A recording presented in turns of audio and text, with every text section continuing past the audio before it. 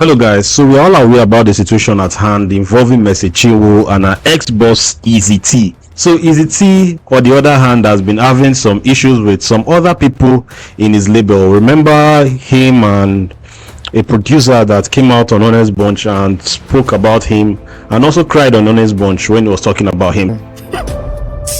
You don't do. He's okay, my brother. He's okay. Calm down.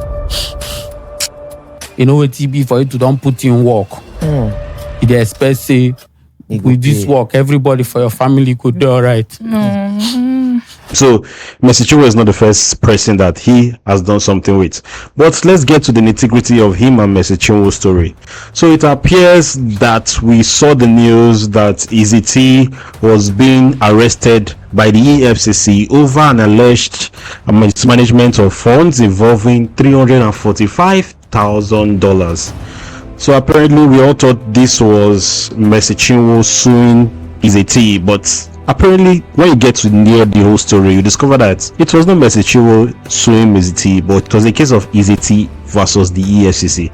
So let's try to unpack this because there's a lot of stuff. Let's try to unpack it one after the other. So firstly, Eezee T had the issue with the EFCC involving, of course, Mercy Chinwo's contract is actually one of the major things, and also Judy K, one of his signees too, also has an issue with him, of which is still similar to what Mercy Chinwo is facing with him. But let's unpack him versus Mercy Chinwo. So Eezee T just finished from the court, of which him and the EFCC in the courts, they had a court case to settle, which has currently been adjourned to the 14th of February. So in the courts, Eezee T's lawyer complained that the arrest warrant was not necessary because this was not supposed to be a criminal case, but rather a case of contract dispute, of which Eezee T's lawyer had already filed a counter charge to counter the arrest, that the arrest wasn't necessary. So it's almost likely that EFCC will take down the arrest, especially the fact that he has appeared in court apparently with them. So most likely the arrest warrant will be taken out by the EFCC. They will just go back on their arrest warrant.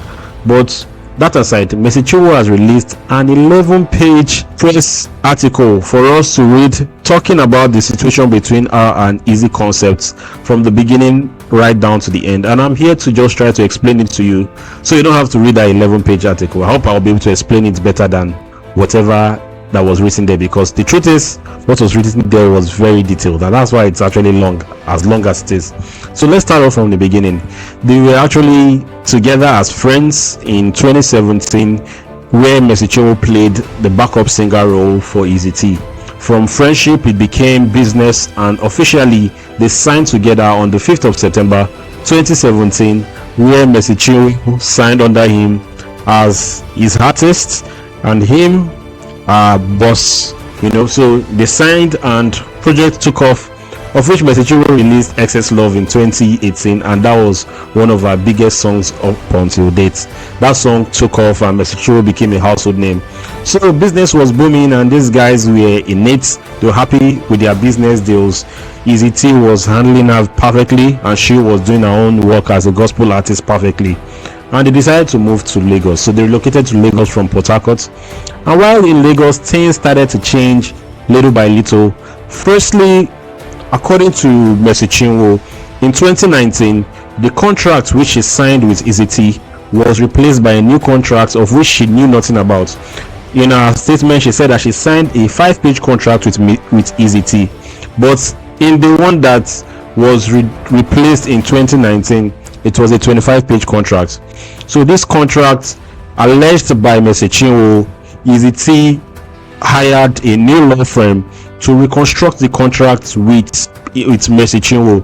In their former contract, it stated that Mercy Chinwo and him were supposed to be getting 50-50 of all royalties involved in their dealings, and also she was supposed to do a 3-album project over the 5 years contract she had with Eezee Concepts.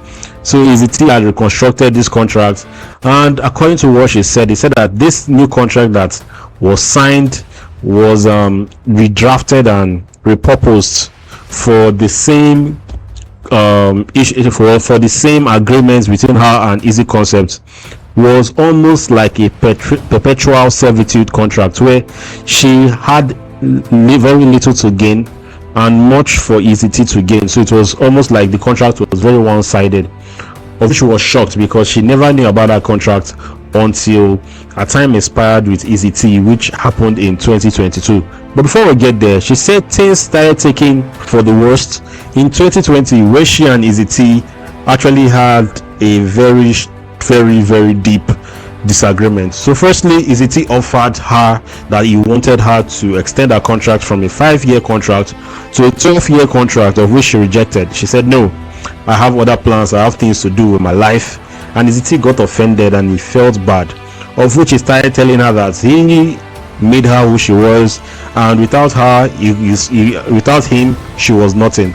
He also was using F words on her, and their relationship became toxic. From something that blossomed from a very good friendship before, it was now a toxic relationship. You can imagine that. You can imagine how sad things can go because of money. But anyway, this is what Mrs. Chinwo said. She said that the contract, he was always talking about the contract, that she needs to acknowledge the contract. From 2020, when they were having their issues, he was always talking about it, that she needs to acknowledge the contract. I was wondering what was in the contract that needed to be acknowledged. It's not the same contract she signed in 2017, but because of their rifts and their toxic relationship, it was not easy for them to work together as a business. She said Eezee was always now trying to sideline her when it comes to invitations for performance. People will reach out to a record label, they want to invite Mrs. Chinwo, and Eezee will come up with different type of excuses to make sure that Mrs. Chinwo doesn't appear and acknowledge those invites.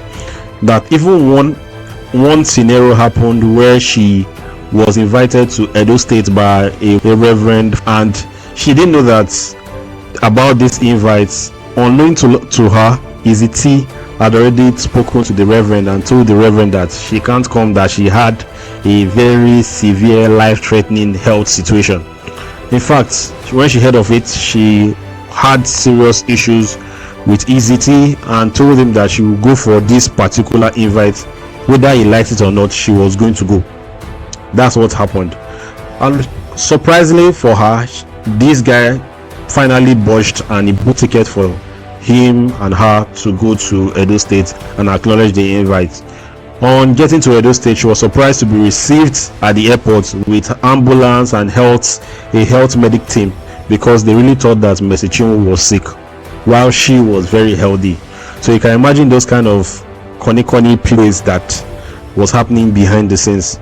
So anyway, after the whole scenario, she performed and got to even find out that these people that invited her had already booked her ticket, her and her boss's ticket, prior to the whole thing. So everything was an intentional and deliberate act to sabotage her efforts for that particular invite.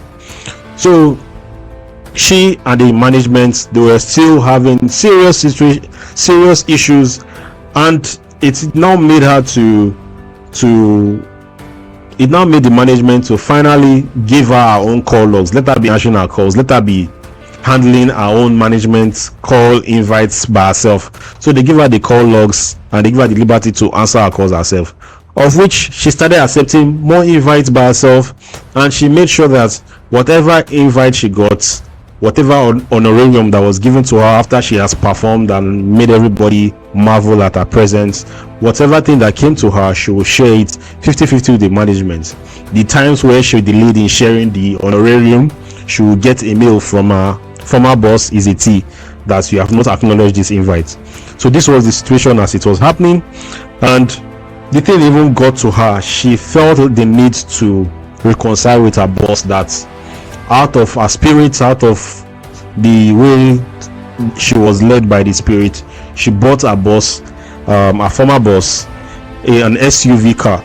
She bought him an SUV car. He was happy about the gifts and he wanted to post it online, while she told him that no, please don't post this on social media. The major thing she wanted was her own copy of the contract, because the contract seemed to be the main issue. So apparently he didn't give her the copy of the contract until time with him expired in 2022. So one of the major things Eezee complained about in his own statements when he talked about the situation on ground He said he had given Mercy Chinwo $625,000 all through a 5-year span in his record label. He also mentioned that she didn't acknowledge a part of the contract that stated that she needed to do 3 albums with them. She had done 2, but the 3rd album she never did it, and the contract expired, which was one of the major issues that they were having while he wanted her to extend the contract in the first place. However, in her own press release, Mercy Chinwo said that she tried her best to acknowledge that part of the contract, but Eezee was not cooperating. She said that she wrote some songs and submitted to him, and he just kind of like brushed it under the rug and made some statements. He was saying statements like, no be she tell him, she's not the one that no be she tell him how to do his work, she no go tell her how to do his work, so she's not the one that will teach him how to do his work apparently. So this was the situation of things, and it wasn't easy for her, so it lingered until her contract expired and she was not able to do the album under the Eezee Concepts record label. After she was able to get hold of this particular contract, she noticed that some things were changed. Firstly, she noticed that the dates at the front page was changed from 2019 to 2017. Other sides of the contract read 2019, so it was obvious that this was not the contract she signed with Eezee prior to her joining the record label. So she also noticed that the 25-page contract had some new stipulations and some new things she was not comfortable with, of which the contract didn't represent what she signed, which was a 5-page contract initially as they started business together. So this was one of the major issues they had. So apparently 2 years down the line, in 2024, 2 years after she left the record label, she said a dime was not remitted to her. Apparently their initial agreement was that they would get 50-50 of royalties regardless of whether she was in the record label or not. So now, after the whole record label, the money that has been made from the revenue stream and the royalties that have been made from the stream, the part that was supposed to be accorded to her, nothing was given to her. She said that she had not received a dime. So this caused for them to alert the EFCC, and the EFCC had to step in. So they had a panel with the EFCC in 2024. And with the panel with the EFCC did their own auditing, and they discovered that an amount of $274,000, which was supposed to be allocated to Mercy Chinwo, was not given to her. When the Eezee was asked why he didn't give this part to Mercy Chinwo, he said that he wanted them to settle before he will remit any form of cash to her, that's why he held it, that he had no ill intentions for the money.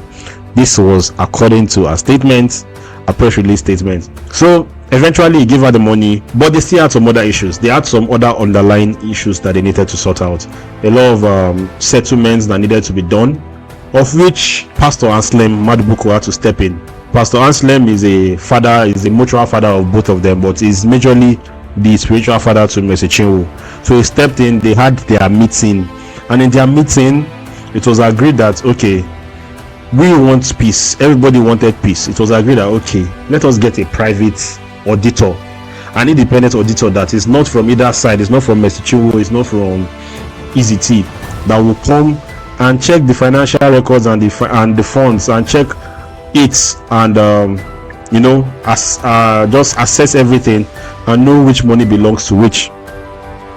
So they got the independent auditor. They agreed. Independent auditor came, but apparently Eezee was not cooperating. He refused to comply. He was telling the auditor that he should wait for his lawyer, and just made some excuses that the auditor had to resign. That Momo, this your work is lingering too much. You guys are delaying me. So the person resigned and left. So this was the case as at the whole auditing thing, and that's how the auditing thing didn't happen. Also with the EFCC panel, they tried to come to a settlement agreement, like okay, let us settle. We know that you are no longer part of this record label.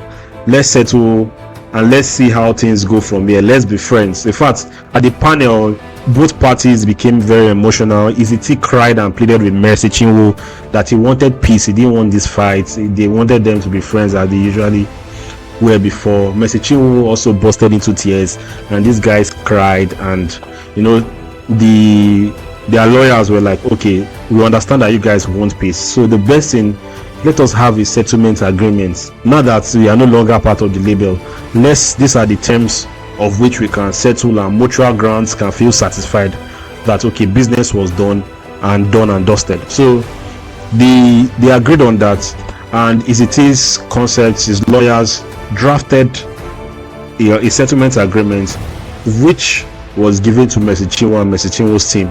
Mercy Chinwo's team looked at it and they felt like some adjustments needed to be made, and these adjustments were sent back to Eezee Concepts, of which till now they've not settled.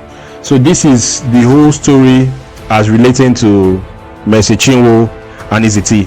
Now, a part which is quite confusing and sketchy was that the narrative spun it that Mercy Chinwo arrested Eezee and took him to the EFCC.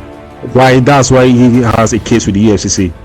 And unlike what we think, Mercy Chinwo said in this particular press release that it was Eezee that first called the EFCC into the matter to come and settle the matter. So it was not her that called the EFCC, but Eezee brought EFCC in, and EFCC has now dug deep and seen some other things. So it was not the way the PR is saying it that she was the one who called the EFCC. So this is the part where people are kind of like, you mean it is Eezee that brought the EFCC? It is Mercy Chinwo that brought the EFCC. Anyway, from this we could see that both parties till now, they have not settled amicably and they are still having their issues. Eezee on the other hand has not still given Mercy Chinwo some parts of her royalties, the 50-50 split that they both agreed upon initially. In Eezee's statement, he said that greed was the major reason why Mercy Chinwo was fighting back at him, and he had given her money in the record label. Imagine these monies are serious. They are big money, man. This money is big, like $625,000 all through the 5-year span. It's actually a very large amount. But come on, she knows what she is being owed and what needs to be remitted to her by the label, and what Eezee is holding back. So that's why Mercy Chinwo is fighting back tooth and nail to get a fair share of what needs to be remitted to her. A part where she also spoke about was a part of publishing, where she said that they agreed that even the publishing angle, they will both share it 50-50. She was the songwriter of all the songs, and Eezee insisted and wrote his name as the songwriter for all the songs. So he was going to get a cut, but both being the publisher and being part of the songwriters that wrote the song, so he was going to get the cost of royalties, was going to get his own fair share of the royalties from this side and this other side. So yeah, so that's it. So she feels like the label is taking advantage of her, and Eezee is really, cashing out from the whole business with Mercy Chinwo, and Mercy Chinwo feels like she needs to be paid. So she came out with this 11-page press release yesterday just to clarify things. Guys, tell me what you think. Do you think Eezee has a lot of skeletons in his cupboard of which he has to answer to? I feel so too. I feel like he has some things he needs to answer to, and they need to go through the contract, whatever that was doctored, whatever that was changed in the contract. In fact, a lot of sketchy things happened behind the scenes according to Mercy Chinwo, of which Eezee needs to respond to. So until 14th of February, which is the new date of Eezee appearing in court with the EFCC, before we'll find out more detail on this particular situation. So tell me what you think, guys. I hope I was able to convince you and not confuse you more about the whole Mercy Chinwo and Eezee thing. Tell me what you think, guys. I'll go by name is Prince. This is the East Coast Show, and I'll see you on the next one. Peace.